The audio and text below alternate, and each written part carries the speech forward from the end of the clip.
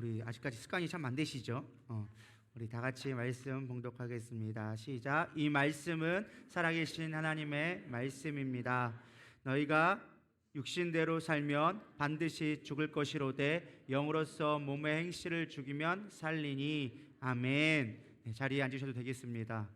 제가 이 말씀을 하나님의 말씀은 하면서 일어서 하다 보니까 살짝 눈치가 보여가지고 말씀을 본문을 길게 못 잡겠더라고요. 그래서 한 절만 딱 잡아가지고 딱 했는데, 오늘 말씀은 우리가 육신대로 살면 죽을 것이로되 영의 몸을 행실을 죽이면 살리라는 짧은 한 구절 가지고 우리 같이 말씀을 보기를 소망합니다. 우리가 예수를 믿고 우리가 구원받은 이후에 성도에게 가장 큰 능력이 무엇인가 라는 제목으로 가지고 제가 계속 나누고 있습니다. 많은 사람들이 여전히 신유나 축사, 예언, 방언, 어떤 병고침 이런 것들을 주로 능력이라고 생각하는 것 같아요. 물론 힘이 있죠, 능력이 있죠. 그러나 성경은 그것을 능력이라고 얘기하지 않고 은사라고 얘기합니다. 은사는 뭐예요? 도구예요, 도구. 교회를 세우기 위해서 하나님이 우리에게 주신 도구들이에요. 사실 그래서 그거는 힘은 있는데 그 목적 자체가 사실은 우리가 교회를 세우기 위한 것이지 구원의 능력을 이루기 위한 것은 아니다라는 것입니다. 오히려 진짜 능력은 무엇이냐? 성도에게 필요한 진짜 능력은 지난주 했던 거 혹시 기억하시나요? 지난주 우리가 어떤 능력에 대해서 얘기했죠? 괜찮습니다. 제가 또 얘기해 줄 거니까 믿음의 능력에 대해서 얘기했습니다. 우리가 사실 이 믿음의 능력, 그것도 아주 단순한 믿음의 능력, 성경에 있는 수많은 사람들이 구원에 있어서 주님이 얘기해 주신 건 믿음의 능력을 얘기했습니다. 너의 믿음이 구원을 얻게 하였다라고 얘기합니다.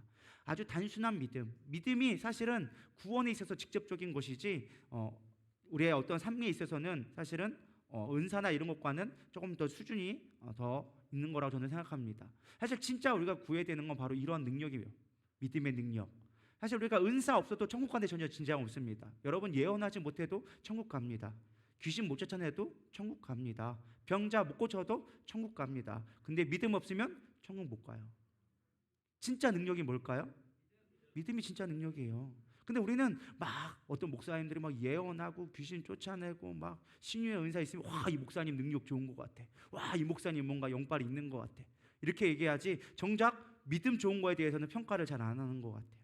저는 무엇보다 우리 가운데 가져야 될 능력이 무엇이냐라고 생각했을 때 믿음의 능력을 가졌으면 좋겠어요.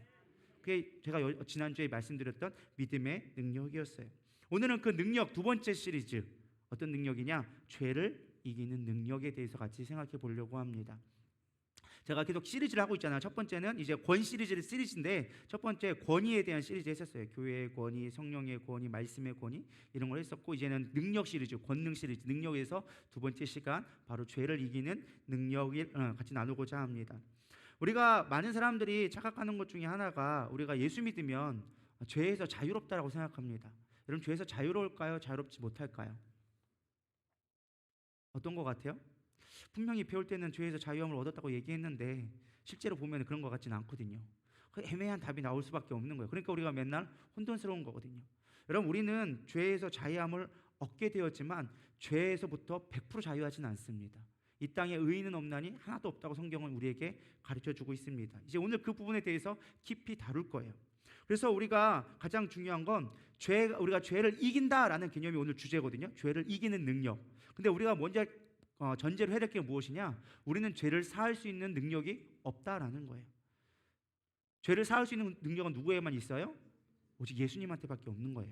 우리는 죄를 사할 수 있는 능력이나 죄로부터 구원해내는 능력은 우리에게 없어요. 그러나 우리 안에 있는 죄를 이길 만한 능력은, 죄를 억누를 수 있는 힘은 우리 가운데 주님이 부어주신다라는 거예요.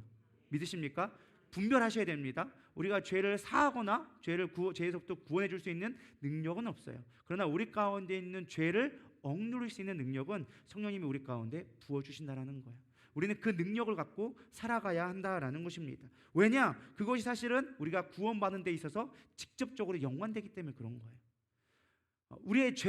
우리는 끊임없이 죄를 가지고 살아갈 수밖에 없습니다. 교회 다닌다고 해서 죄에서 자유롭느냐? 그렇지는 않아요.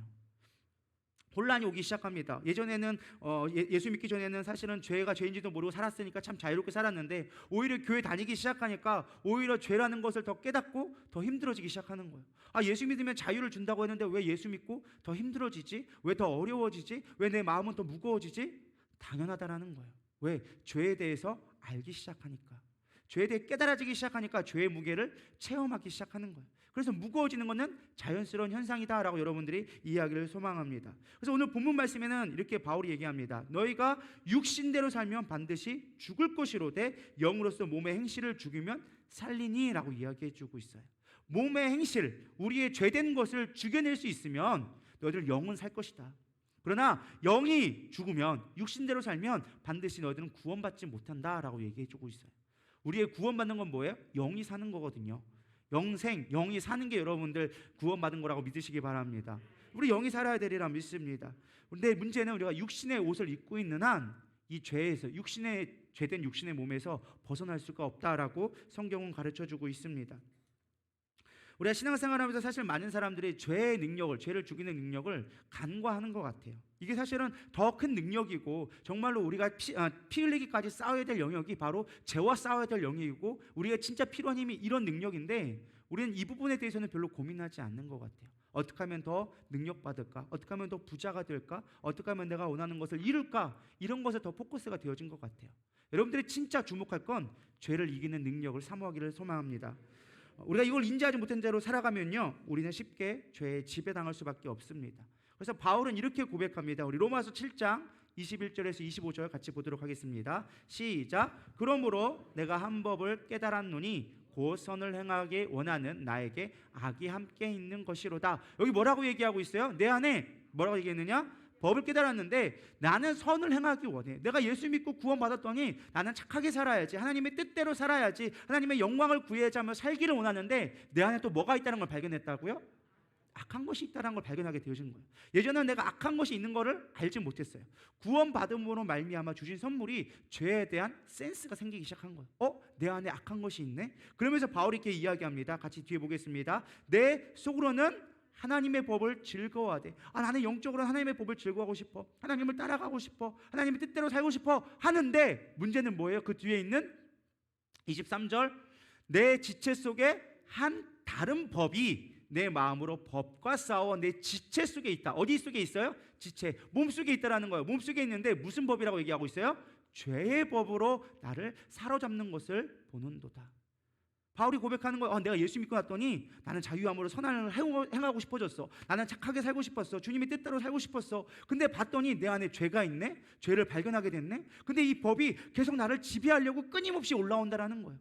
육신의 소욕이 계속적으로 올라온다라는 거예요. 그러면서 바울이 뭐라고 얘기합니까? 24절 시작. 오라 나는 공고한 사람이로다. 나는 공고해. 이거 어떻게 해결하지? 어떻게 내가 이겨낼 수 있지? 이 사망의 몸에서 누가 나를 건져낼 수 있을까? 고백하는 가운데 바울이 하고 깨달은 게 있어요. 뭐냐? 25절. 우리 주 예수 그리스도로 말미암아 뭐 한다고요? 하나님 앞에 감사한다. 뭐 했다라는 거예요? 예수 그리스도로 말미암아 나는 이기게 되었다라고 고백하는 거예요. 그러면서 그런즉 내 자신의 마음으로는 하나님의 법을, 육신으로는 죄의 법을 여전히 뭐 하고 있다? 섬기고 있다. 여전히 내 마음 가운데 내가 이기는 방법은 알았지만 그러나 여전히 나는 뭐 하고 있다? 싸우고 있다라는 뜻이에요. 바울이 여러분 얼마나 많은 죄를 지었을까요? 예수 믿고 난 다음에, 회심하고 난 다음에 우리가 생각하는 바울의 삶은 어떻습니까? 복음을 위해 교회를 세우고 정말로 죽기까지 그랬던 자가 고백하는 게 뭐예요? 내 안에 두 법이 있어. 나도 끊임없이 육신의 죄 때문에 싸우고 있어라고 얘기하는 거예요. 심지어 바울도 고백하는 것이 내 안에 죄로 싸운다고 얘기하는데, 하물며 우리는 어떻겠습니까? 여러분, 내 안에 있는 것과 싸울 수 있는, 죄된 본성과 싸울 수 있는 여러분 믿음의 능력이 키워지기를 축원합니다. 저는 이런 생각하게 됐어요. 밭을 제가 지난주에 무주에 가가지고 이제 깨를 베고 왔거든요. 장로님이 안 계시고 하다 보니까 주일날 가려고 했는데 4시에 끝나고 가면 너무 어두워져가지고 그냥 근무전도사하고 저하고 둘이 가서 하고 오자 해서 집사님들하고 갔어요. 근데 깨달은 게 그거예요. 한쪽에는 지금 밭 농사를 지어서 장로님이 잘 관리해 놓아서 막 무도 막 자라기 시작하고 배추도 막 자라기 시작합니다. 막 깻잎도 너무 잘 이쁘게 자란 거예요. 근데 그 컨테이너 옆에 보면요, 그냥 밭이에요. 지난번에 막 우리가 거기 도라지도 심고 옥수수도 심고 고구마도 심고 막 다 심었던 곳인데 관리하지 않으니까 지금은 풀밭이에요. 제가 깨달은 게 그거예요. 밭은 관리하기 나름이다. 관리하면 좋은 열매를 맺고 우리가 작물들을 수확할 수 있지만 관리하지 않는 곳은 풀밭이 되는구나. 그래서 제가 농사를 제가 많이 짓는 건 아니지만 작년 제가 한번 딱 1년 농사 체험하면서 농활 체험을 하면서 깨달은 게 무엇이냐? 우리의 농작물 하는 거는 잡초와의 전쟁이구나. 이게 한 주에 한 번씩 가면요, 한 주에 뽑고 나면 그 다음 주에 가면 또 이만큼 자라 있어. 이게 되게 신기한 게 심지도 않고 뿌리지도 않았는데 이만큼씩 자라 있는 거야. 이게 얼마나 자연스러운 현상인지 그냥 자라 있는 거예요. 거기다가 벌레는 또 왜 이렇게 먹어? 우리 김충만 집사님이 또 너무 작물을 사랑해가지고 막걸리를 너무 진하게 줘가지고 옥수수가 다 죽었는데 이것도 참 쉽지 않더라고요. 이게 준다고 다 되는 게 아니더라는 거예요. 벌레는 또 왜 이렇게 많이 생기고 쉬운 게 아니더라는 거예요. 그래서 농사는 사랑이다라는 걸 깨닫게 되어졌어요. 관리해줘야 되는 거구나. 근데 우리의 신앙도 똑같아요. 우리의 마음도 밭이에요. 예수님도 우리의 마음을 뭐라고 비교했어요? 밭으로 비유해 주고 있어요. 그래서 이 밭은 우리가 왜 복음이 심겨졌다고 그냥 열매 맺는 게 아니라는 거예요. 관리를 해줘야 돼요. 벌레 안 붙게 해충약도 뿌려야 되고, 내 마음에 수없이 부러지는 가라지들을 끊임없이 뽑아내고 제거해야지만 내 안에 올바른 열매를 맺을 수 있다는 거예요. 그래서 우리 진짜 신앙생활의 진짜 능력은요, 병 고치는 능력이 아니에요. 진짜 신앙생활 가운데 필요한 거는요, 다른 게 아니라 죄와 싸우기까지 피 흘리게 싸울 수 있는 능력을 얻는 게 진짜 필요한 능력이라는 것입니다. 그래서 요한복음 15장 2절에는요 이렇게 말씀을 해주고 계십니다. 같이 보겠습니다. 시작. 무릇 열매를 맺는 가지는 더 열매를 맺게 하려 하여 그것을 깨끗하게 하시느니라. 이 말씀 앞에 있는 내용이 뭐냐? 너희가 내 안에, 내가 너희 안에 있으면 너희가 많은 열매를 맺게 될 거야. 그러면서 주시는 추가적인 덧붙인 내용이 뭐냐? 열매를 맺는데 더 좋은 열매를 맺기 위해서는 반드시 뭐 해야 된다? 깨끗하게 해야 된다라는 거예요. 깨끗하다는 게 뭐예요? 거룩하게 한다는 거고, 거룩하게 한다는 거는 죄를 없앤다는 거예요. 죄는 더러운 것이거든요. 그래서 이 더러운 것들을 제거해서 깨끗하게 될 때 어떤 열매를 맺게 되어진다? 더 좋은 열매를 맺게 되어진다. 믿으십니까? 그래서 신앙생활하면 가장 먼저 필요한 것이 죄와 싸워서 깨끗하게 되어지는 것, 성별되고 거룩해지는 것이 신앙생활에 있어서 무엇보다 중요하다라는 것입니다. 왜 또 우리는 죄를 이겨내야만 하는가? 두 번째 이유는요, 죄의 문제는 구원으로 이어지기 때문이에요. 아까 잠깐 언급했지만 우리의 죄의 문제는요 철저하게 구원과 관련되어진 문제예요. 그냥 해도 되고 안 해도 되는 문제가 아니라 이거 안 하면 천국 못 가는 거예요. 믿으십니까?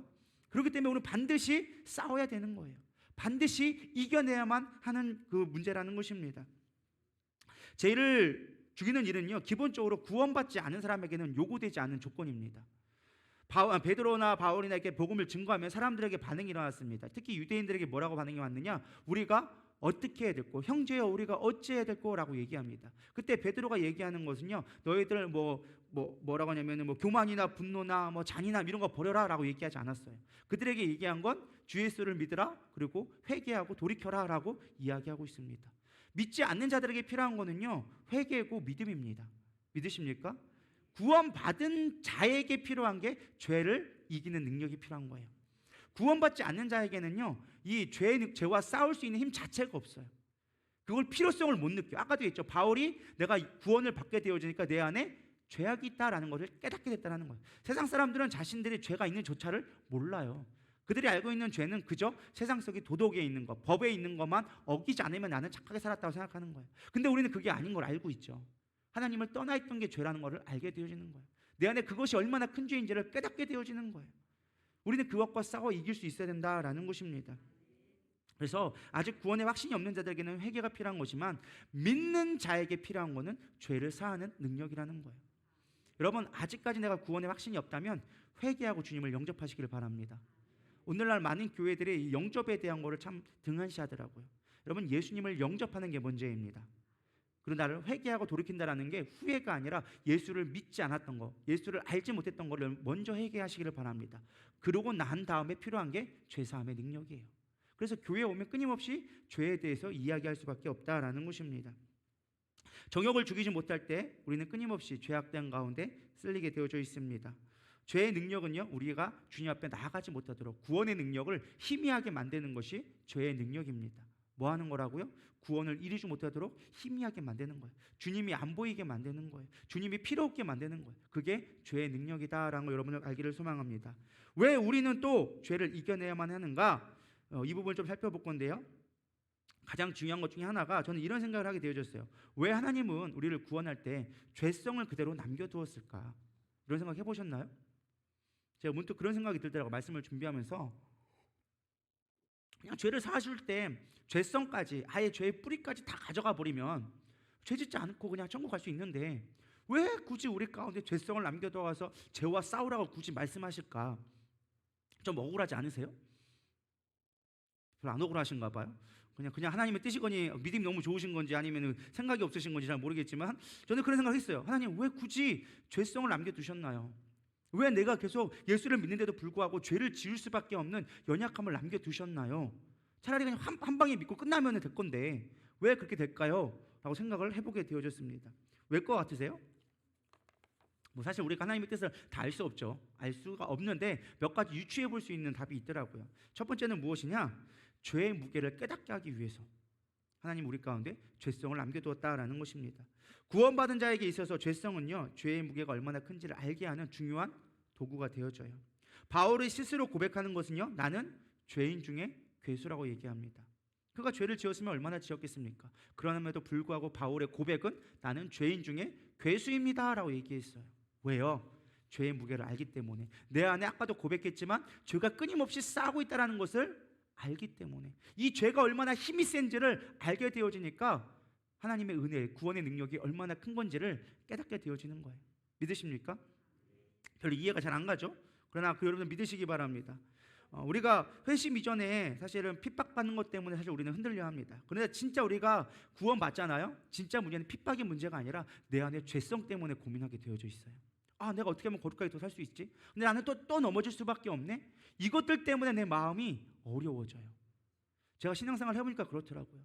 처음에는요, 보여지는 것들로 인하여서 내 신앙이 사실 흔들렸어요. 오늘 몸이 아파. 오늘은 내가 원하는 대로 안 나. 왜 우리 집은 이렇게 힘들게 고난 가운데 있었지? 이런 것 때문에 흔들렸거든요. 이제 목사가 되고 어느 정도 좀 말씀을 깊이 있게 들어가고 하나님을 경험하기 시작하니까 깨닫게 되어지는 게 주변 환경 때문에 크게 영향받지는 않아요. 이제는 아예 안 받는 건 아니라고 할 수 없지만 좀 덜 받아. 근데 진짜 고민하는 건 무엇이냐? 내 안에 죄성 때문에 고민하는 거예요.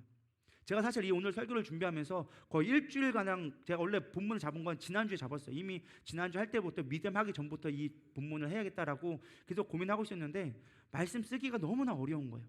내용이 어려운 게 아니라 이야기를 풀어가는 게 어려운 게 아니라 내 안에서의 그 죄성이 여전히 남아있는 걸 알기 때문에 이거를 내가 설교할 수 있을까라는 내 안의 갈등이 끊임없이 일어나기 시작하는 거예요. 내가 이 설교를 할 수 있을까? 내가 과연 하나님 앞에 거룩한 모습으로 하나님 앞에 단 앞에 서서 이 말씀을 전가할 수 있을까? 끊임없이 고민했어요. 며칠을 가지고 씨름하고 또 씨름하고 또 씨름했어요. 어쩔 수 없이 설교는 해야 되니까 어쨌든 설교를 하게 되니까 쓰고 올라왔지만 사실 여전히 내 마음 가운데 무거운 짐이 계속 있어요. 이 죄성을 가지고 우리가 과연 얼마나 버틸 수 있을까?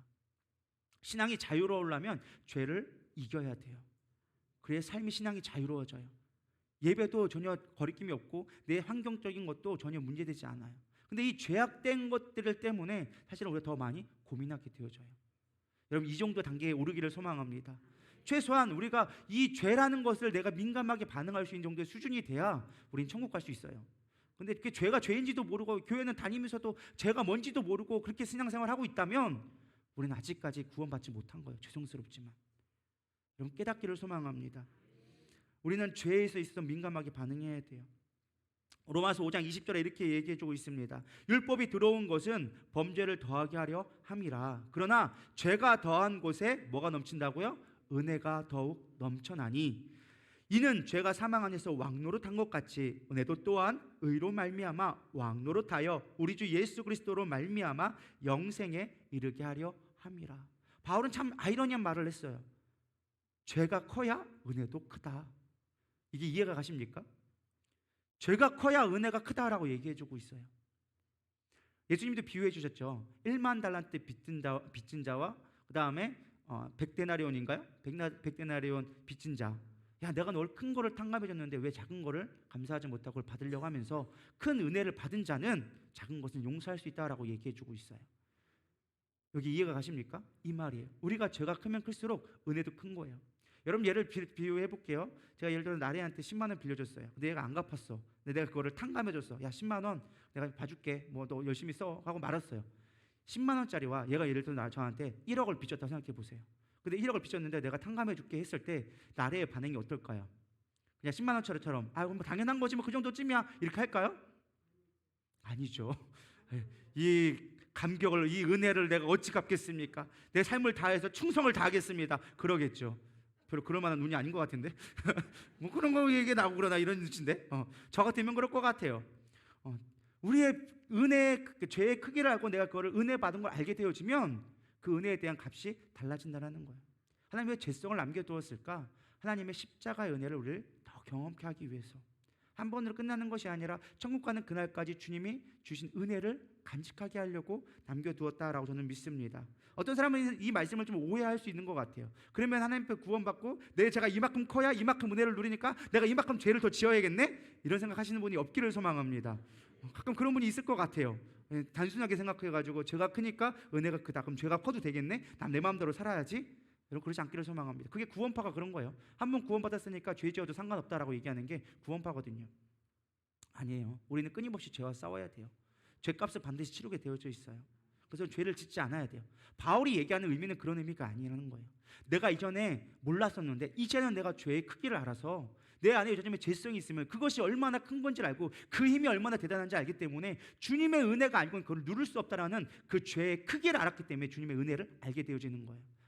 이 큰 죄의 사망의 무게를 주님이 눌러주셨구나. 주님의 보혈의 능력이 아니고서는 이걸 누를 수 없구나. 내가 이곳에 또 구원받았구나. 그 죄의 크기를 알기 시작하니까 은혜가 커지기 시작했다는 거예요. 내가 죄를 지었다라는 의미가 아니고. 이해가 되십니까?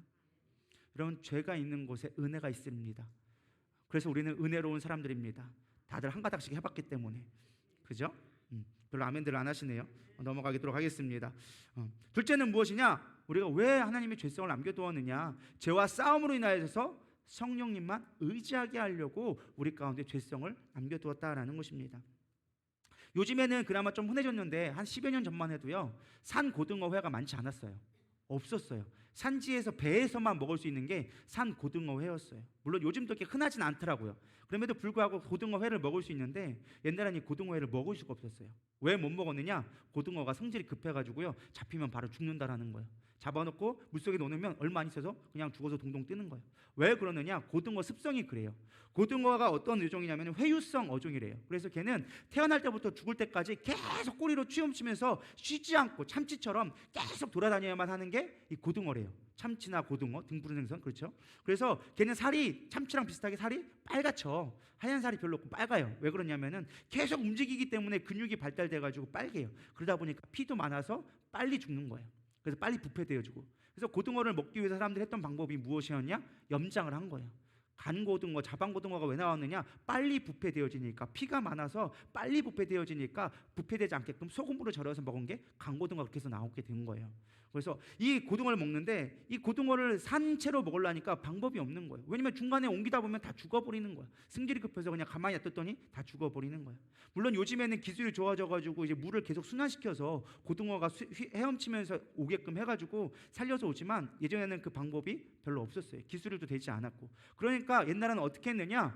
그 안에 고등어를 잡아놓은 통에다가 누굴 넣느냐? 상어를 넣기 시작하는 거예요.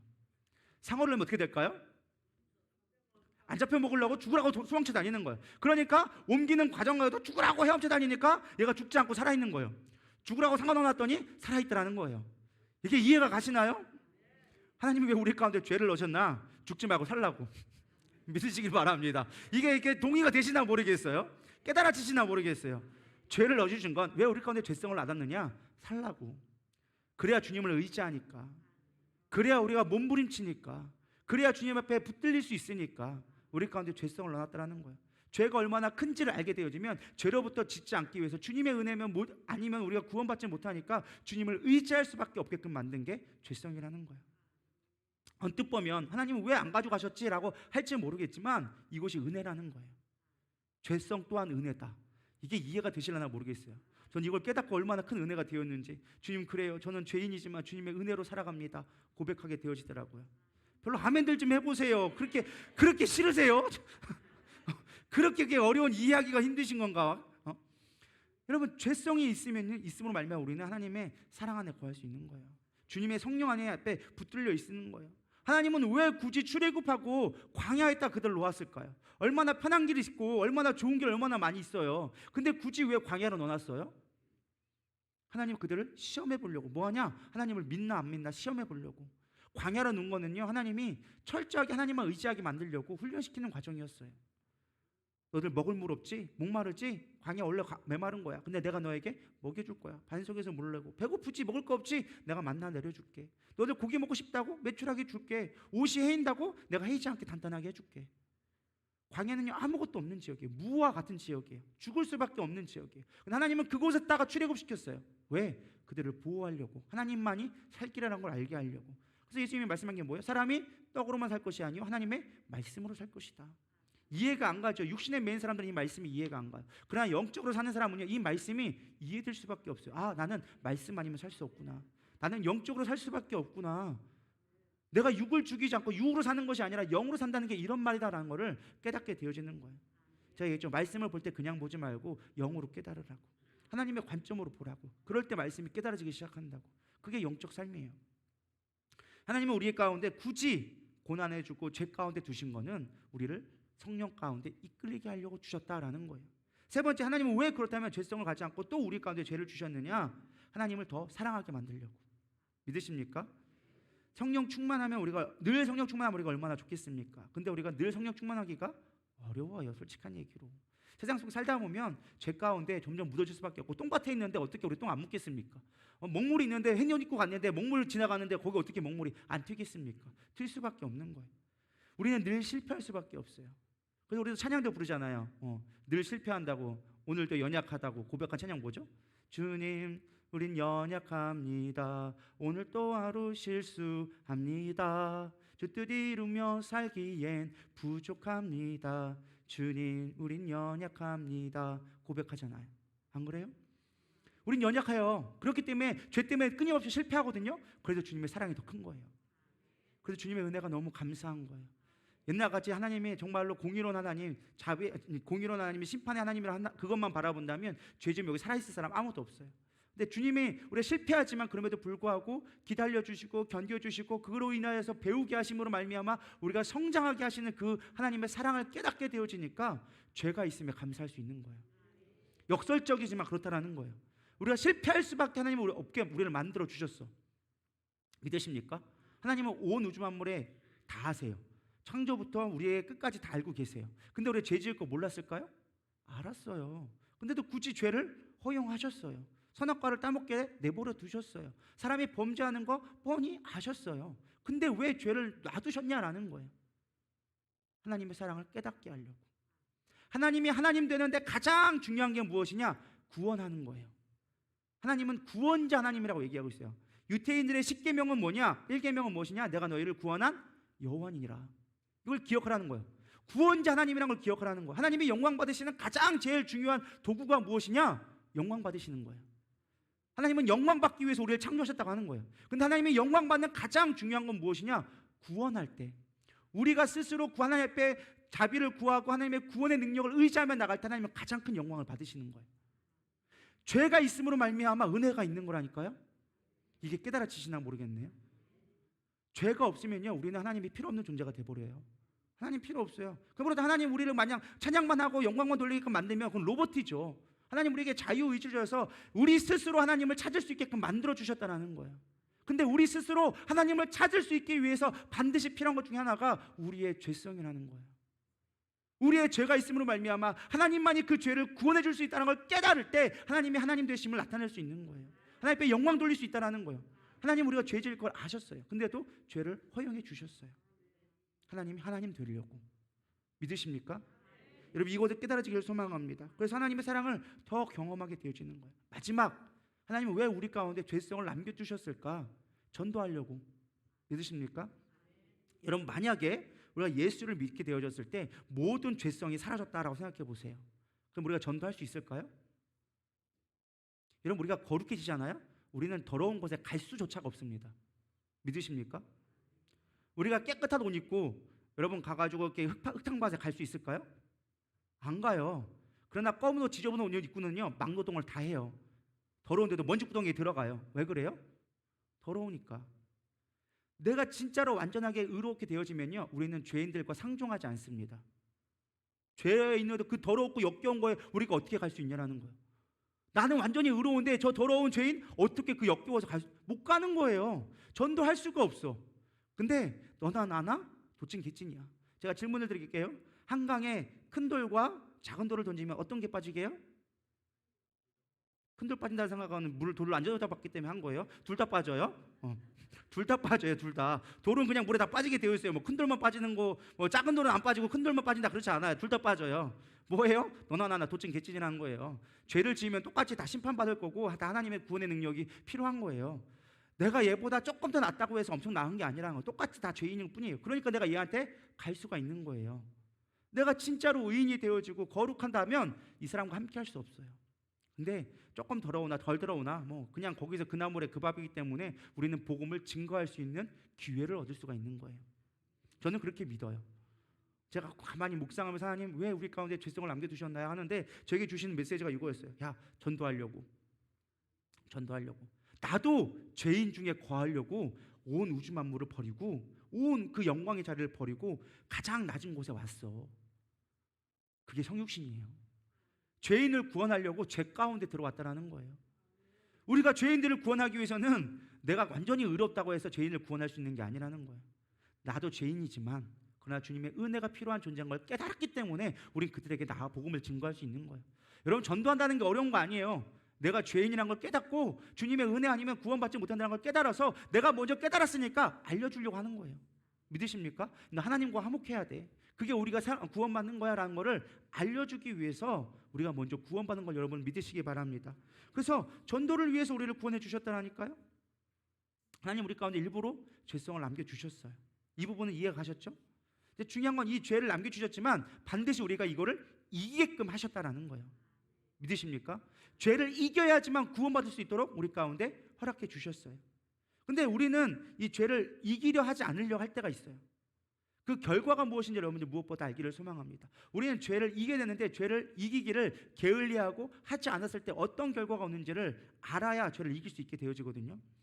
여러분, 이 결말이 나쁜 사람은 가장 대표적인 왕이 있어요. 누굴까요? 사울왕이 있어요. 우리 사무엘상 10장 10절 보도록 하겠습니다. 시작. 그들이 산에 이를 때 선지자의 무리가 그를 영접하고 하나님의 영이 사울에게 크게 임함으로 그가 그들 중에서 예언을 하니 전에 사울을 알던 모든 사람들이 사울이 선지자들과 함께 예언함을 보고 서로 이르되 기스의 아들에게 무슨 일이 일어났느냐, 사울도 선지자들 중에 있느냐 하고. 처음에요, 사울이 하나님 앞에 나아갈 때는요, 부름받을 때 왕으로 세워질 때만 해도 하나님이 그에게 큰 영을 부으셨다고 얘기하고 있어요. 뭐라고요? 하나님의 영을 크게 임함으로. 성경에서 크게라는 말을 잘 안 쓰거든요. 그냥 하나님의 영이 임했다, 하나님 말씀이 줬다라 하지 사울에게는 특별하게 크게 임했다라고 얘기했어요. 얼마나 성령 충만했냐라는 거예요. 사람들이 놀래가지고 막 예언하고, 사울이 막 예언하니까 야, 사울도 선지자 중에 있는겨? 예언자 중에 있는겨? 선지자요? 하면서 얘기할 정도로 사람들이 놀랄 만큼 그는 성령 충만했던 자였어요. 근데 그가 죄와 싸우지 않기 시작했어요. 불순종하기 시작하고 죄악된 것을 향해 가기 시작합니다. 그러자 하나님 어떻게 했느냐? 사무엘상 15장 11절 이렇게 얘기합니다. 사울을 왕으로 세운 것을 후회하노니 그가 돌이켜 나를 따르지 아니하며 내 명령을 행하지 아니하였음이니라. 죄악된 가운데 계속 가기 시작해요. 순종하지 않는 게 죄거든요. 불순종이 죄예요. 이따가 얘기할 거예요. 불순종이 죄거든요. 불순종하면서 죄를 짓는데 죄를 두려워하지 않았어요. 자신의 상황만 보고 환경만 보느냐고 죄를 여기지 않았어. 죄와 싸우지 않았어요. 그 결과가 무엇인지 아십니까? 사무엘상 28장 6절. 사울이 여호와께 묻자오되 여호와께서 꿈으로도 우림으로도 선지자로도 그에게 대답하지 아니하므로. 더 이상 하나님이 그에게 대답하지 않아. 너는 상대할 조차가 없어. 웬만한 하나님이 용서하시는데 하나님이 얼마나 심각했으면 대답조차 하지 않았어. 상대하지 않았다는 거예요. 사람이 부부싸움 할 때 가장 열받는 게 뭔지 아세요? 무시하는 거. 존재를 부정하는 게 가장 큰 멸시예요. 차라리 욕을 하고 머리 붙잡고 싸는 건 그나마 정이 있는 거야. 근데 진짜 싸움 나잖아요. 진짜 싫은 사람들은요, 말을 안 해. 존재를 부정해버려. 너는 없는 존재야. 나한테는 아무것도 의미가 없어. 하나님이 사울한테 그러다니까요. 얼마나 죄가 계속 무감각하니까 계속 말을 듣지 않고, 선지자를 통해서 사무엘을 통해서 얘기했는데도 말을 듣지 않고 죄에 대해서 민감하지 않으니까 넌 나랑 상관없어. 존재를 무시해버리는 거예요.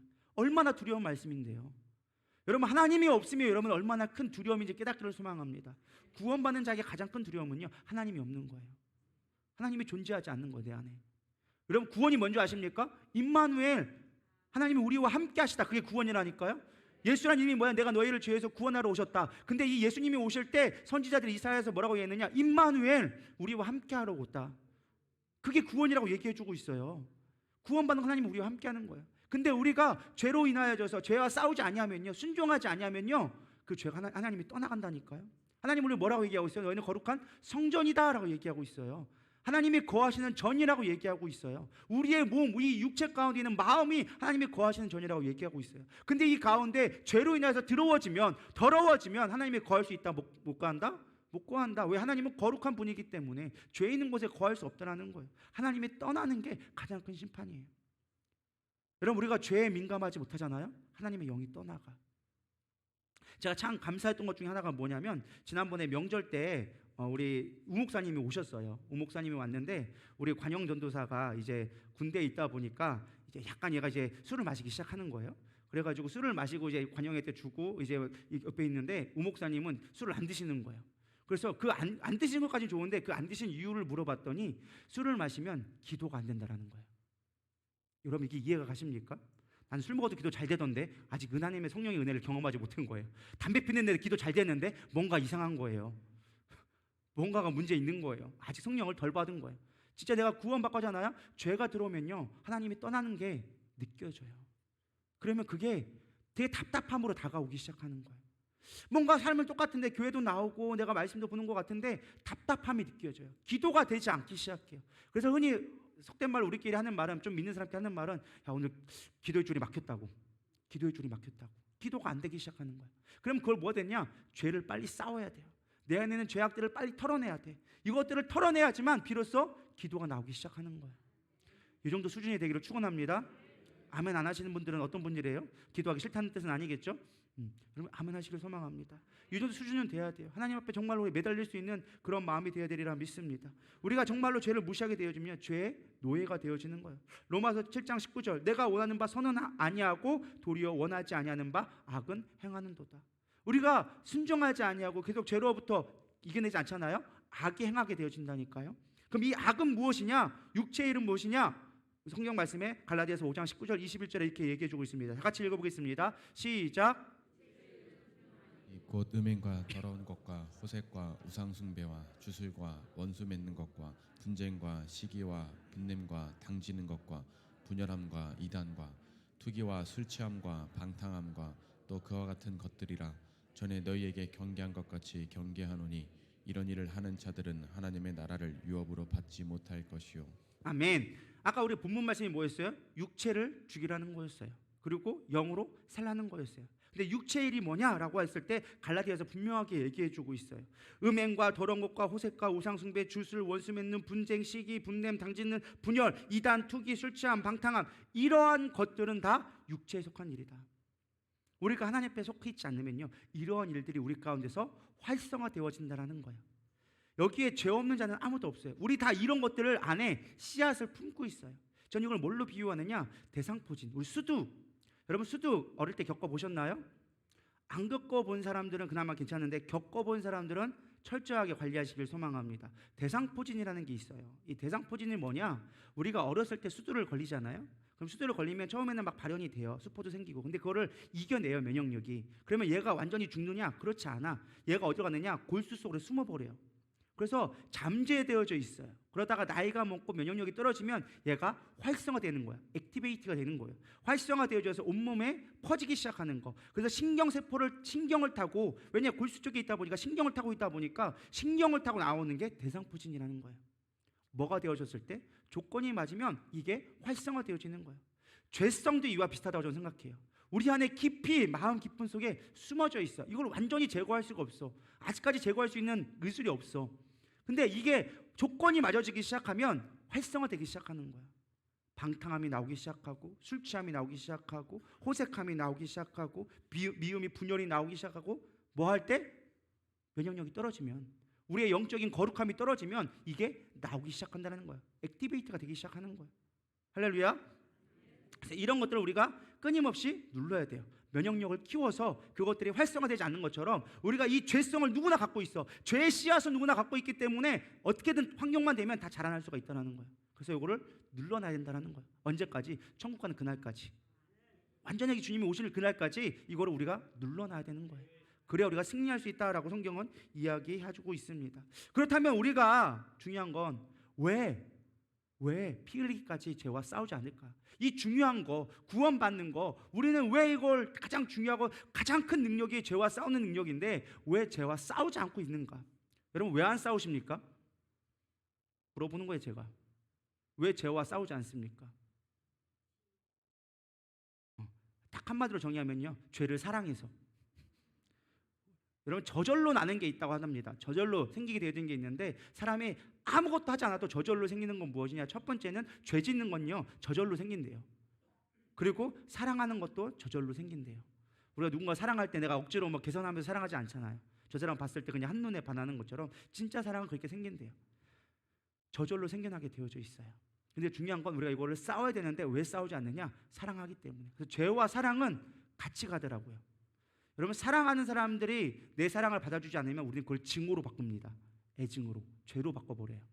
스토커가 괜히 나온 게 아니에요. 다 이렇게 바꿔놓는 거예요. 죄와 사랑은 같이 가게 되어져 있어요. 그래서 여러분들 사랑을 온전하게 사랑해야 돼요. 사랑이 변질되기 시작하면 죄가 되기 시작해요. 여러분 가장 많은 범죄가 어디서 나오는지 아십니까? 이 사랑 관계에서 문제가 되기 시작하는 거예요. 옆에 내가 바람 폈어. 그래서 살을 칼로 찢어 죽이고 이런 일들이 왜 나오는 거야? 사랑 때문에. 헛된 잘못된 사랑 때문에.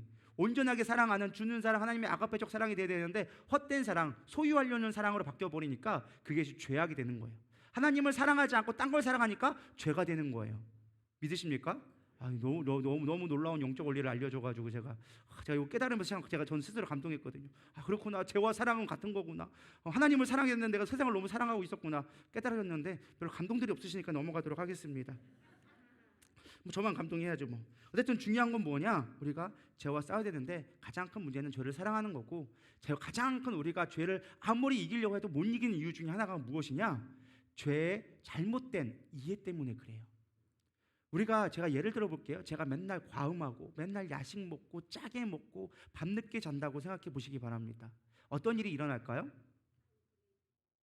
아까도 1부터 얘기했는데 다 뚱뚱한 얘기만 하더라고요. 뚱뚱한 건 둘째 치고 뭐가 문제냐? 위에 빵꾸 나요. 위에 빵꾸 나고 식도염 생기고 뭐 변비에 뭐 어쨌든 위장병이 다 생기겠죠. 근데 제가 그 위장병이 생겨서 위가 속쓰리네? 그래서 위장약 먹었어. 좀 괜찮아졌어. 되게 해결된 걸까요? 해결이 안 됐어요. 왜요? 근본적을 제거해야 돼요. 내 습관을 바꿔야 돼요. 야식 안 먹고 짜게 먹지 않고 과식하지 않고 과음하지 않고 그래야지만 이게 아무리 소화약을 먹고 뭐 위산제를 먹고 뭐 아무리 좋은 약을 먹어도 다 쓸데없는 거라는 거예요. 내 습관이 바뀌지 않으면 이거는 해결되지 않는 거예요. 근본적인 문제가 해결되지 않으면 우리의 보여지는 행위들은 다 쓸데없다는 거예요. 내가 예를 들어서 나를 미워했어. 나를 미워하지 말아야지. 그러다가 어떻게 운 좋게 돼가지고 내 안에 성령의 은혜가 돼가지고 미워하지 않게 됐다 생각해 보세요. 영원토록 안 미워할까요? 안 미워할까요? 야, 또 돈 빌려갔는데 또 안 갚어. 어떻게 할까요? 나는 은혜가 자비로우니까 또 용서해줘야지. 그럴까요? 여러분들은 다 이렇게 은혜가 좋으신가 보네. 다 용서해주나 보네. 저는 그게 잘 안 되더라고요. 용납이 안 되는 거예요. 자라보고 놀란 것은 소뚜껑 보고 놀란다고 한 번 놀란 가슴은요 괜히 그것만 비슷한 게 오면 또 화가 나는 거예요. 또 미워할 수밖에 없고 또 화를 낼 수밖에 없다라는 거예요. 우린 연약할 수밖에 없다라는 거예요. 왜? 뭐만 잡으려고 하니까? 나타나는 현상만 잡으려고 하니까. 이해가 가시나요? 아까 방금 전에 설명했잖아. 뭘 잡아야 된다고요? 근본을 잡아야 돼. 근본을 잡아야 현상이 잡히는 거야. 근데 우리는 계속 현상만 잡으려고 하는 거야. 미워하지 말아야지, 욕심 부르지 말아야지, 분내지 말아야지, 음욕하지 말아야지. 현상만 아무리 갖고 실험해봐요. 안 잡힌다니까요. 이길 수가 없는 거예요. 근본의 문제를 잡아야 돼. 뭐예요? 악을 잡는 게 아니라 죄를 잡아야 돼. 이게 깨달아지시나요? 이게 깨달아지면 여러분들 정말 엄청난 수준에 오른 거라니까요. 죄를 잡아야 죄를 이길 수 있다라니까요. 악의 형태만 잡고 씨름해봐야 답이 안 나오는 거예요. 여러분 이제까지 해봤잖아요. 20년 30년 죄악을 이겨보려고 얼마나 많은 노력을 했습니까? 신앙생활 얼마나 오래 해보고 얼마나 노력했습니까? 근데 안 되잖아요. 왜요?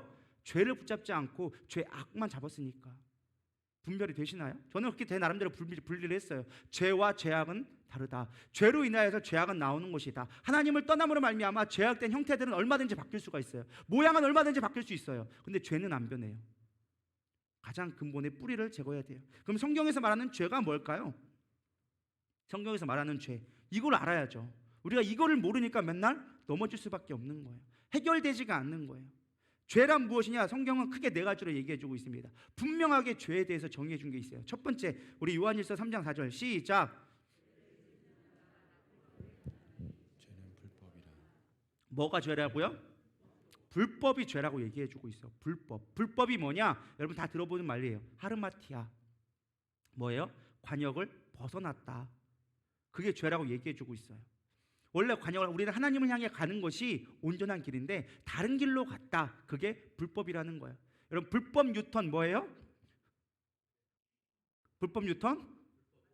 그게 불법이라는 거예요. 가야 할 길을 가지 않고 딴 길로 들어가, 가지 마야 할 길로 간 거를 불법 유턴이라 그래요. 유턴 자체는 문제가 아니야. 불법으로 유턴했다는 거예요.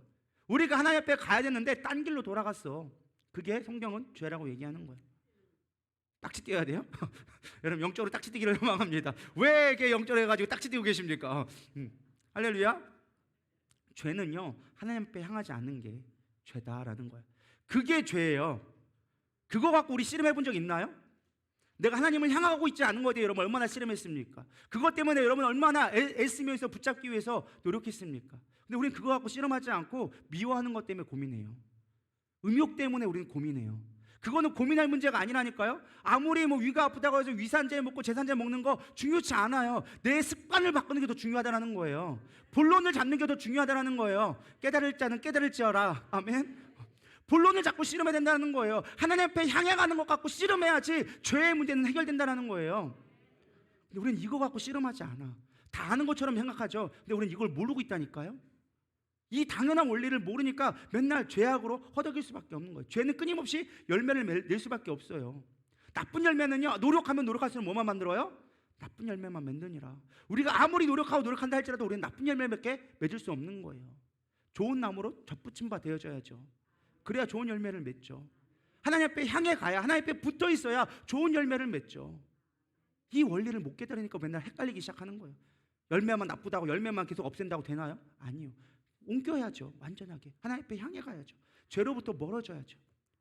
두 번째 죄는 뭐냐? 성경에서 말하는 죄, 요한복음 16장 9절 시작. 죄에 대하여 하면 그들이 나를 믿지 아니하며.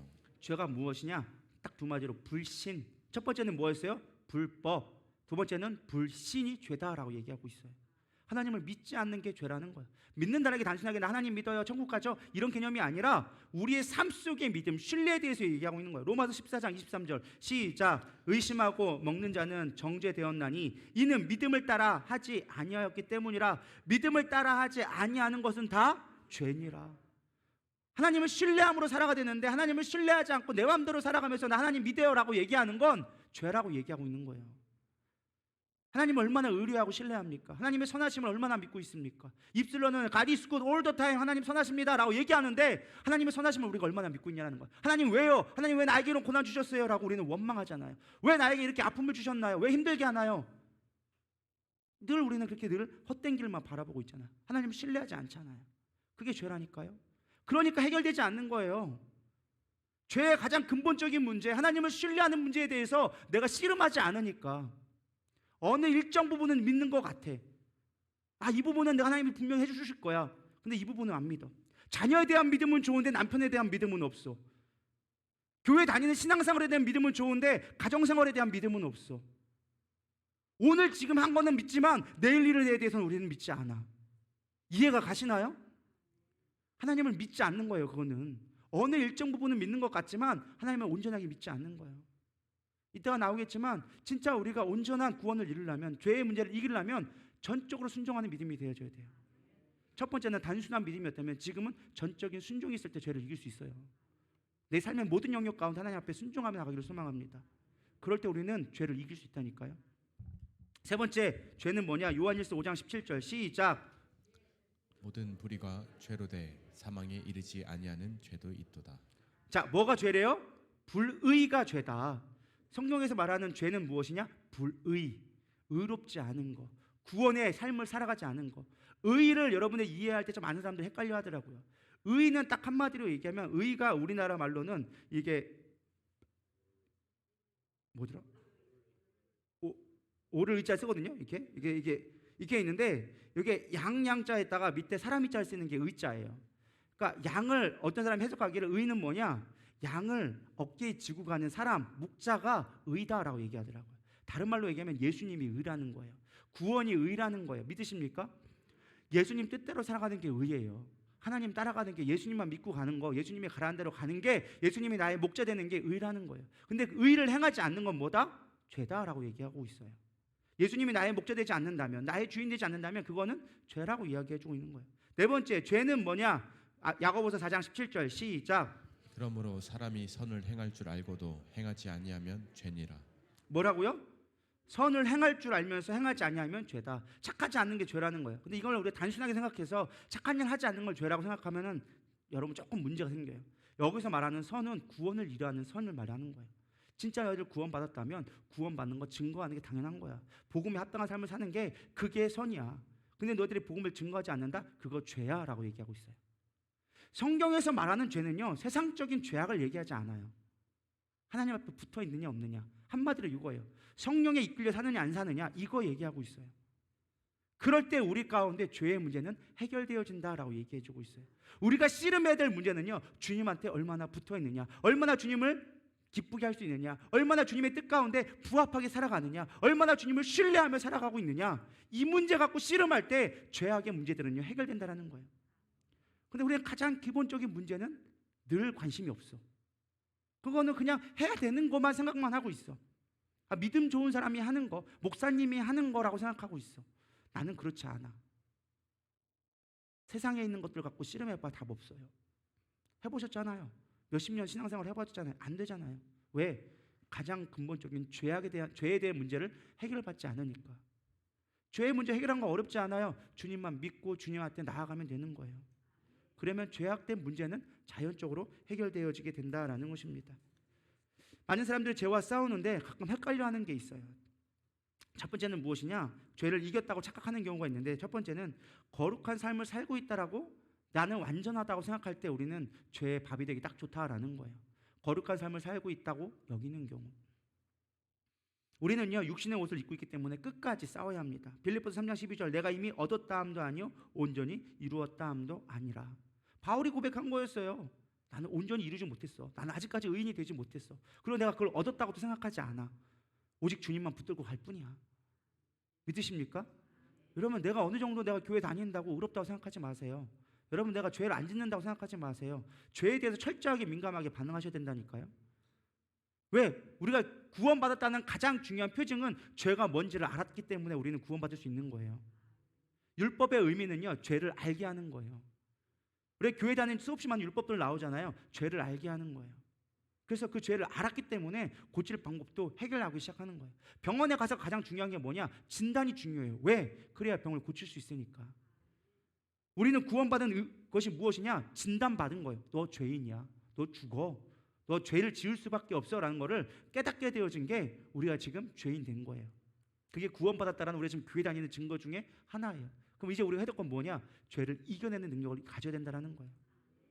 구원받았으면 성화의 구원을 이뤄야 된다니까요. 구원은요, 제가 얘기했잖아요. 과거의 구원, 현재의 구원, 미래의 구원이 있다고요. 과거의 구원은 뭐예요? 2000년 전에 예수님이 우리를 위해서 십자가에 죽으시고 부활 성경대로 사흘 만에 부활하신 거, 그걸 믿으면 우리는 구원받는다라는 것을 언약을 주셨기 때문에 우리는 그걸 믿는 게 과거적 구원이에요. 이미 예수님이 2000년 전에 완성해 주셨어. 지금 우리 살아가는 무슨 구원이에요? 성화의 구원, 거룩한 거, 죄를 이겨내가는 거, 이게 진짜 구원이라니까요. 성화의 구원을 이뤄가야 되는 거예요. 근데 우리 성화의 구원은 관심이 없어. 복 받는 것만 관심 있지. 성화의 구원이 진짜 우리 구원을 이루는 거니까. 그게 진짜 능력이라니까요. 성화의 구원. 그리고 마지막에 그건 뭐야? 영화의 구원. 부활의 영광의 몸으로 하나님의 완전한 통치 가운데 영원히 하나님만 바라보고 살아갈 수 있는 거. 그게 천국이에요. 믿으십니까? 아무리 좋은 곳 살아고 아무리 럭셔리 호텔에 살아도 주님 안 계시면 그곳은 지옥이에요. 그러나 사망의 음침한 골짜기를 다닐지라도 해를 들어가지 않는 것은 주께서 나와 함께 하신다. 그곳이 천국이에요. 삶에 있는 거, 가난한 거 문제되지 않아요. 부자? 그거 중요치 않아요. 주님이 함께 하냐가 더 중요하다는 거예요. 그게 진짜 영적으로 사는 사람들의 모습이에요. 죄와 싸우려면 주님이 함께 하면 되는 거예요. 주님이 싸워주시는 거예요. 그래서 우리는 무엇보다 그냥 잠시 내가 있는 어떠한 내가 거룩한 곳에 있다라고 착각하지 않기를 소망합니다. 두 번째는요, 죄를 숨기는 게 죄를 이긴 게 아니에요. 여러분, 죄는요 숨길수록 커지는 거 아십니까? 진짜 범죄는요, 음침하고 아무도 없을 때 범죄가 일어나지, 여기 대전역 광장에서 범죄 잘 안 일어납니다. 진짜라는 건 대전역 뒷골목이 무서운 거지. 이게 깨달아지십니까? 근데 우리는 죄를 감추면 거룩하다 생각해요. 사람들한테 안 들키면 괜찮다라고 생각해요. 집에서 온갖 죄는 다 짓고 마음으로는 온갖 죄를 다 지으면서 나는 괜찮다라고 생각하고 있다면 그거 문제된다라는 거예요. 믿으십니까? 마태복음 5장 27절 28절에 얘기합니다. 또 관음하지 말라 하였다는 것을 너희가 들었으나 나는 너희에게 이르노니 음욕을 품고 여자를 보는 자마다 마음에 이미 간음하였습니다. 안 보인다고 마음에 죄 짓는 거 여러분 간과하지 마세요. 그게 더 큰 문제라는 거예요. 세 번째는요, 성격이 좋다고 우리가 죄에서 멀다고 생각하지 않았으면 좋겠습니다. 천성적으로 성격이 좋은 사람이 있어요. 뭐해도 그래요, 괜찮아요 그러면서 인내하고 착한 사람이 있어요. 천성적으로 착한 사람들. 그 사람들 죄 안 질까요? 그 사람 똑같이 져요. 제가 얼마나 착하게 해요. 별로 안 믿으시는 동의 같은데 저 착한 사람이에요. 좀 동의 좀 해주시기 바랍니다. 이럴 때라도 좀 동의해 주셔야지. 뭐 이렇게 제가 그렇게 나쁜 놈으로 보이나요? 그렇게 아멘들을 안 하셔. 사람들이 이렇게 극단적이셔. 착하면 그냥 아멘 해주면 될 거면 그걸 뭐 굳이 네가 얼마나 착하네 그러지 않기를 소망합니다. 여러분 다 착하잖아요, 그죠? 착하다고 죄 안 짓는 게 아니라는 거예요. 우리 다 죄져요. 착한 거로 착각하지 마세요. 나는 죄랑 멀다고 생각하지 마세요. 마지막은요, 일시적으로 죄를 짓지 않았다고 여러분 끝나는 것이 아니라는 거예요. 우리가 잠시 은혜 받을 수 있어요. 막 집회하고 거룩하고 막 우리가 거룩한 뭐 예를 들어 성지순례 가거나 뭐 어떤 성지에 갔으면 우리가 막 거룩해지는 것 같아. 그럼 내가 다시 죄 짓지 말아야지 막 기도하면서 나는 착하게 살아야지. 여러분 얼마나 가게요? 얼마 안 간다니까요. 제가 금식을 많이 해보지 않았지만 금식하면서 깨달은 게 있어요. 금식은요, 육신을 죽이기 참 좋아요. 그게 신령한 의미에서 육신을 죽인다는 의미가 아니라 제가 금식을 몇 번 해보니까 깨달은 게 딱 하나 있어요. 금식하면 생각이 단순해져요. 하나만 생각해. 배고픈 거. 딴 거 생각 아무것도 안 나. 뭐 음욕 이런 거 생각도 안 나. 배고파 죽겠어. 나는 지금 당장 내일 뭘 먹을 것만 고민밖에 없어. 그러니까 생각이 아주 단순해져요. 뭐 저 사람 미운 거 돈 갚고 이런 거 생각 아무것도 없어. 나 빨리 끝나고 밥 먹어야 돼. 이 생각밖에 안 들어요. 뭐 성령의 충만함으로 하나님의 기름 부음 이런 거 절대 없어. 그냥 단순하게 그냥 밥 먹는 거. 이거 하나 때문에 단순해지더라고요. 진짜 단순해. 여러분 해보세요. 해보신 분들은 알 거예요. 뭐 엄청 성령 충만하고 말씀 보고 말씀도 눈에 안 들어와. 배고파 죽겠는데 말씀 성경책 피면 먹는 얘기밖에 안 나니까 오병이어가 나에게 일어나기를 막 이러면서 이렇게 한다니까요. 딴 얘기 안 일어나. 근데 죽인 딱 좋은 제가 깨달은 건 무엇이냐, 생각이 단순해지니까 마음이 편안해지더라고요. 번잡스럽지 않더라고요. 말씀 끝나고 나니까, 금식 끝나고 나니까 조금 은혜가 회복되어지는 것 같아. 내 육적인 것들에 대해서 조금 자유함을 누린 것 같아. 근데 중요한 건 뭔지 아십니까? 밥 한 끼 먹으면 다시 회복되더라는 거예요. 보식할 때까지만 해도 그래도 힘이 없어. 막 죽 먹고 하니까 뭐 죽 먹으면 얼마나 힘이 있겠어. 3일 금식하고 하루 보식하는데 저는 2끼 막 딱 죽 먹고 끝났거든요. 그리고서는 그 다음날 삼겹살 먹고서는 바로 그냥 남전도에 간다고 해가지고 갔다가 고기 먹고서는 그 다음날 썩이 난리 났었는데, 보식 먹을 때까지만 해도 괜찮아. 근데 밥 한 끼 딱 들어오잖아요. 그때부터 육신의 욕구가 확 올라와요. 정말 신기하게 육신의 욕구들이 쫙 타고 오는 걸 느껴져요. 그리고 내가 언제 그랬냐는 듯 다시 옛적 삶으로 돌아가더라고요. 제가 무슨 말씀을 드리고 싶으냐, 우리의 잠깐의 거룩함으로 죄에서 자유롭다고 생각하지 말라는 거예요. 우리는 끊임없이 싸워야 돼요. 죽기까지 싸워야 돼요. 죽기까지라는 말이 죽을 때까지 싸우셔야 된다는 거예요. 왜 하나님께 힘들게 살게 하시지? 그게 은혜니까. 믿으십니까? 싸우는 게 은혜라니까요. 싸워야 돼. 싸워야 돼. 죽기까지 싸워야 돼. 여러분 싸울 수 있기를 소망합니다. 마무리하려고 합니다. 여러분 죄를 이기는 영적 원리는 다른 데 있지 않습니다. 날마다 주님을 묵상할 때, 싸울 때 이길 수 있다는 거예요. 날마다 주님을 묵상하세요. 나에게 이길 힘이 있다 없다? 없어요. 성령의 능력 아니고는 죄악을 이길 수 있는 능력이 1도 없어. 우리는 그런 척 할 뿐이지, 그런 것처럼 느낄 뿐이지 죄를 이길 수 있는 능력이 없어요.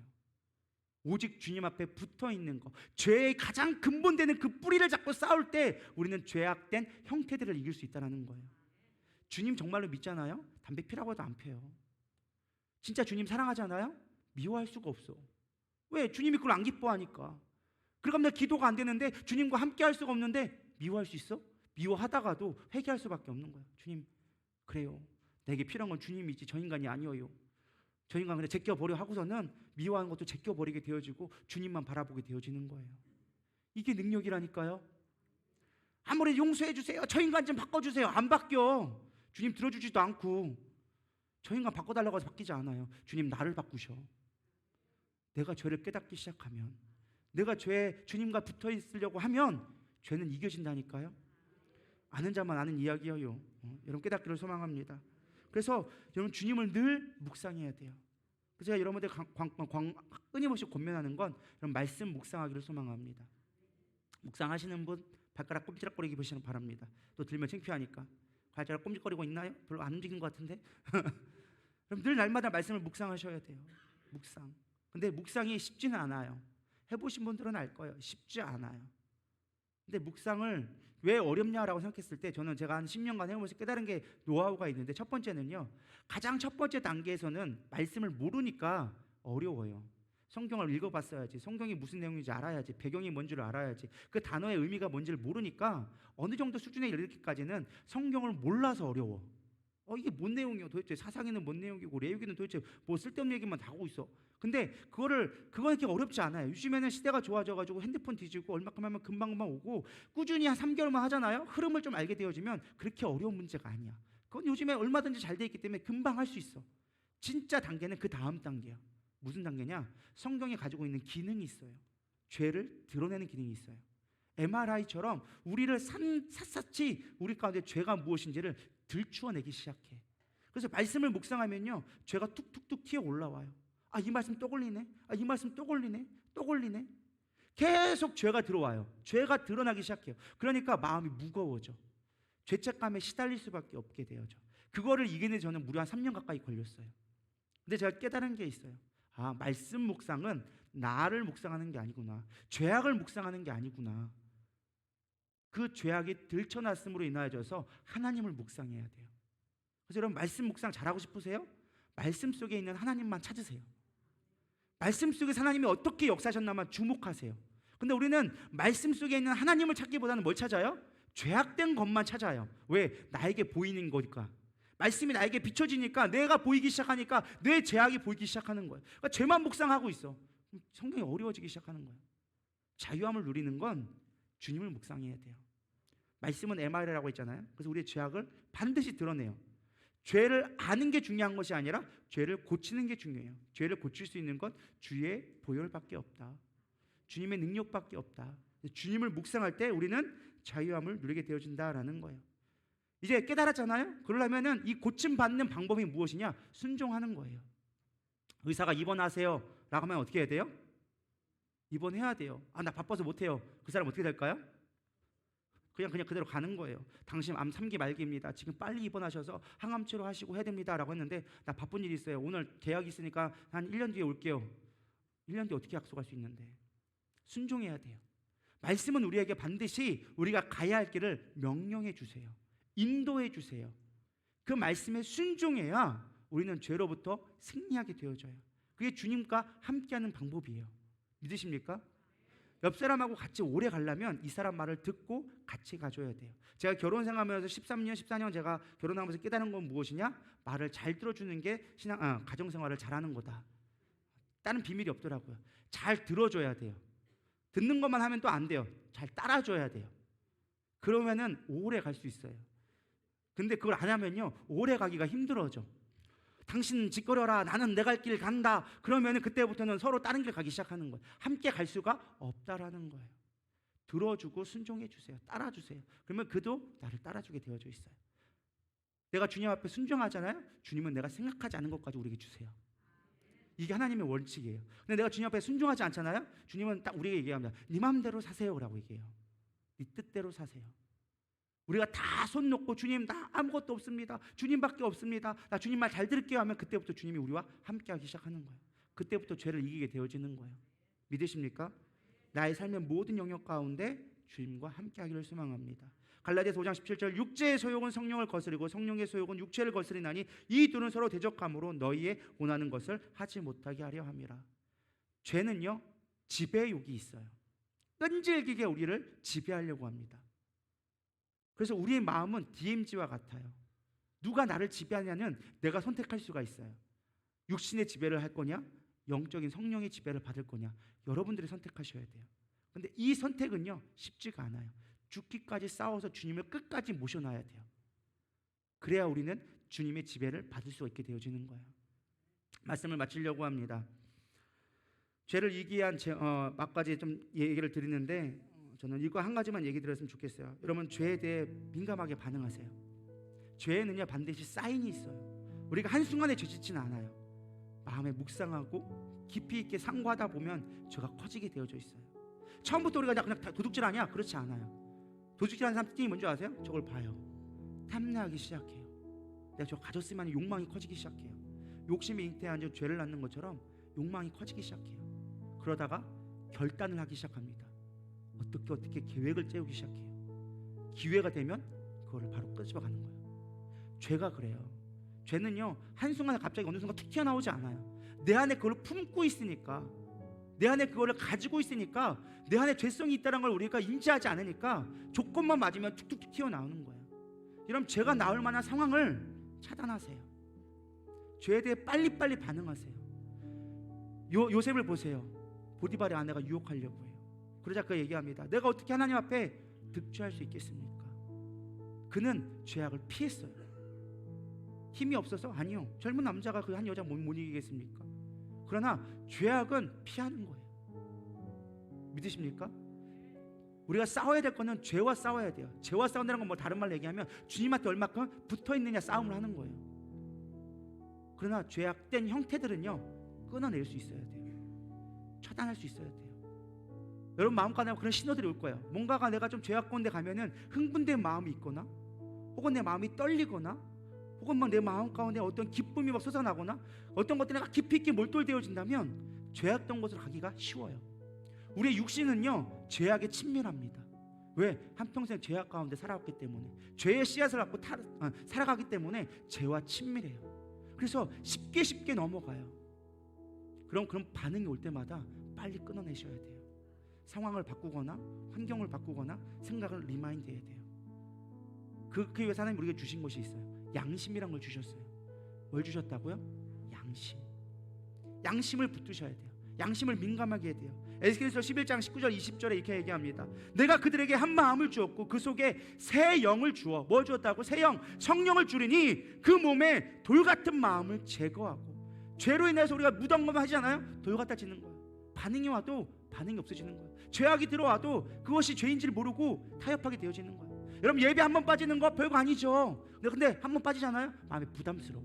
나 예배 빠졌는데. 근데 그래도 두 번 빠지잖아요. 점점 무감각해져. 세 번 빠지면요 그때부터 오자유야. 난 주일날 이제 안 나가도 돼. 수요 예배 안 나가도 돼. 금요 예배 안 나가도 돼. 주일 예배 안 해도 돼. 묵상 안 해도 돼. 기도 안 해도 돼. 찔림이 없으니까 마음이 굳어져서. 혹시 나는 그렇지 않나 여러분 생각해 보시기 바랍니다. 예배 드리지 않아도 여러분 찔림이 없다면 이미 마음이 굳어진 거예요. 그 마음을 새 살처럼 만들 건 성령밖에 없는 거예요. 죄악을 이겨낼 수 있는 건 성령밖에 없어요. 주님을 찾아야 돼요. 주님을 붙드셔야 돼요. 늘 주님을 묵상해야 돼요. 내 마음이 연한 살같이 부드러워져야 돼요. 아기살처럼 민감해야 돼요. 그럴 때 우리는 죄악을 이겨낼 수 있는 힘이 생기기 시작하는 거예요.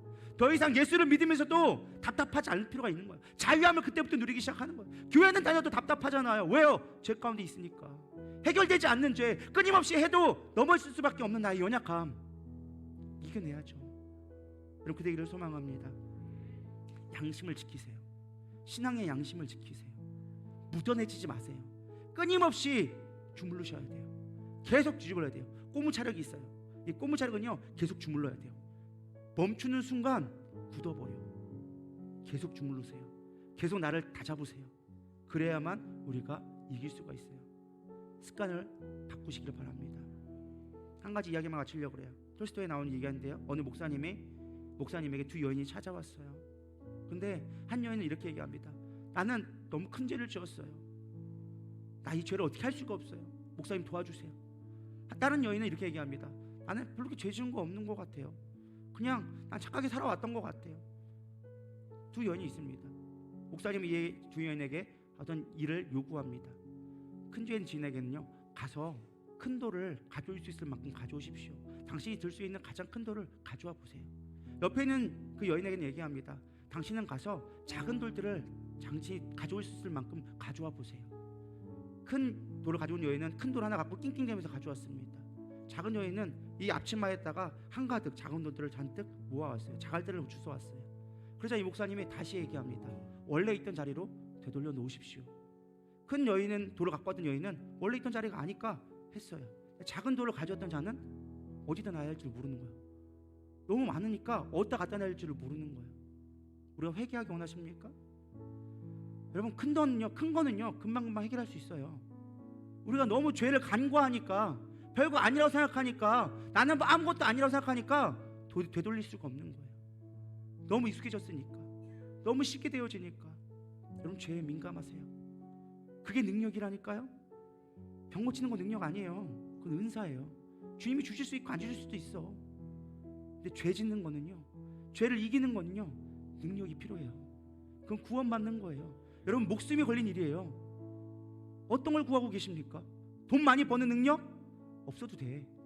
병 고치는 능력? 없어도 돼. 그러나 죄 짓지 않는 능력은 포기하지 않기를 소망합니다. 그게 능력이에요. 나는 큰 죄 짓지 않았다고, 예수 믿고 난 착하게 산다고 착각하지 마세요. 다 죄인이에요. 다 죄인이에요. 우리 주님 앞에 죄에 민감하게 반응했으면 좋겠습니다. 우리 이 시간 찬양하면서 나갔으면 좋겠습니다. 예수 피밖에 없네. 우리 죄를 이길 수 있는 건 예수 피밖에 없네. 우리 고백하며 나가도록 하겠습니다. 뒤에 불 꺼주시고요. 보여 세상의 모든 헛된 빛보다 능력 있는 말씀, 나 의롭다 하며 날 보호하시네. 예수의 보혈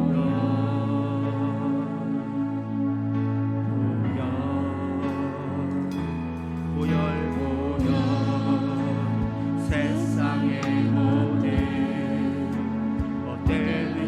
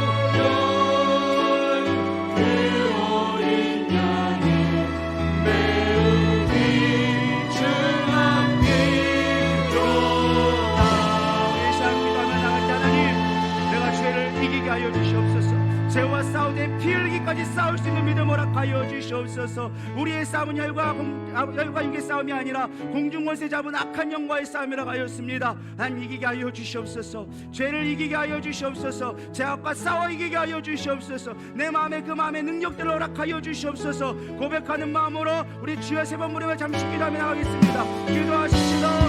주여